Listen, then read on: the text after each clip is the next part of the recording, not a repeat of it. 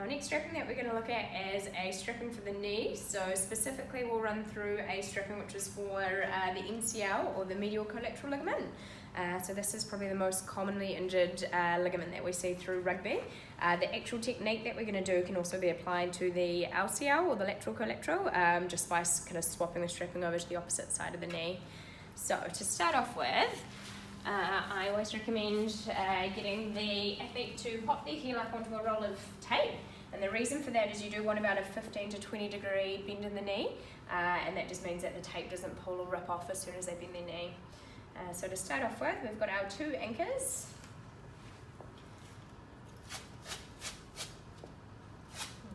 And so the key with the anchors, like all the other ones, is just that there's not too much tension there.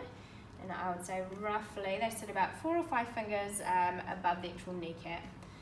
So that first one there is nice and loose.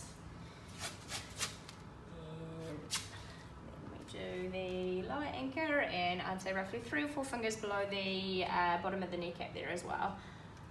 So you don't want to end up halfway down the calf because it won't be that effective. I might just get you to spin around that way a tiny bit, Georgia. Good. So the strapping here will work on what's called like an astrax. So we're going to start off coming across, so that first strapping will just cross the midline of where that patella tendon sits, and we're going to pull straight up on a diagonal. And then we're effectively going to do the opposite. And just cross the midline. And coming down.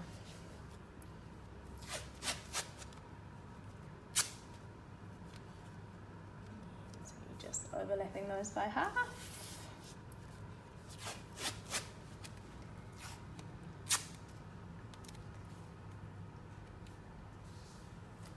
Okay, so on someone like Georgia with a small knee, you can probably get away with doing 2 straps, and then I just finish off with coming straight up through the middle of that astrax. So that's coming up and through the middle of the joint line. I'll just do 2 strips like that. With bigger rugby players' knees, you can probably get away with doing maybe 3 or 4 different straps, but they'll just keep following that same template and keep following that overlap there as well. So that, if you imagine with that MCL, it is a fan-like ligament which cuts across, so that does support it through there, and you do finish off with just doing 2 of your anchors, and that just helps to hold that tape down nice and firm as well.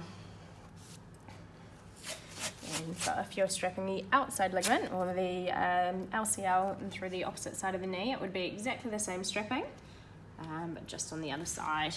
And often in rugby as well, you do need a little bit of additional support, same with football if you are wanting something a little bit firmer. We've got what's called EAB, which is a stretchy tight bandage, which just helps to provide a little bit more of a support, and we wrap that around in a little bit of a figure 8. We just kind of follow that same footprint of the rigid tape there. Usually 2 or 3 figure 8s is absolutely fine. And you just do want to make sure with the kneecap you're not coming up too close to the border of it, because you can get some nasty rubbing burns from the tape there as well. And then you just lock that off with some brown tape so it holds.